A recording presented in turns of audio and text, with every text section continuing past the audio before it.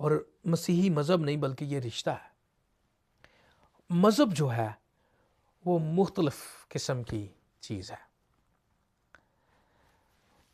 مذہب کہتا ہے کہ میں یہاں پر ہوں، ٹھیک ہے جی، تم نے چال کے میرے پاس آنا ہے، ٹھیک ہے، پھر تم مجھے پالے گا۔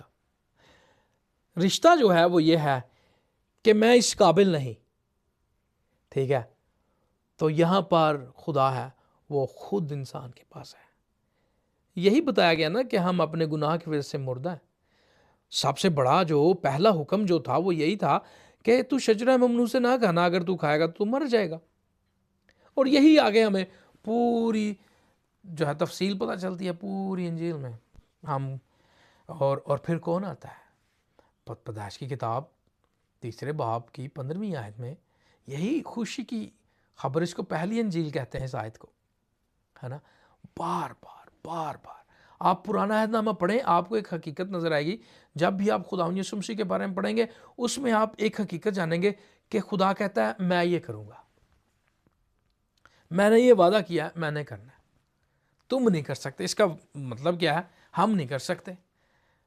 یسایہ نبی ہمیں بتاتا ہے کہ اگر ہم ایسا کریں گے تو وہ کیا ہوگا؟ وہ ہمارے نیک کام گندگی کی مانند ہے۔ جب یسایہ نبی یہ کہتا ہے کہ نیک کام گندگی کی مانند ہے، ہم ایسا نہیں کر سکتے، تو خدا یسوع مسیح انجیل مقدس میں کہتا ہے کہ جو انسانوں سے نہیں ہو سکتا خدا سے ہو سکتا ہے۔ یہی بات آپ کو ملے گی۔ ہم مردہ ہیں، خدا نے ہمیں زندہ کیا ہے، یہی حقیقت ہے اور یہی رشتہ ہے۔ یہ نہیں کہ ہم اس کے پاس مردہ کبھی بھی نہیں چل سکتا، خدا جانتا ہے یہ بات۔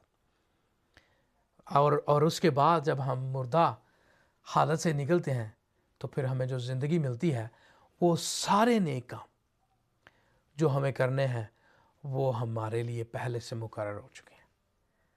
یہ حقیقت ہے۔ اور جو شخص نئی زندگی پاتا ہے وہ ڈرتا نہیں۔ اس کا یہ مطلب نہیں کہ اس کے اندر عقل نہیں ہوتی، وہ حالات و واقعات کو جانچ کے اس کے مطابق کام نہیں کرتا۔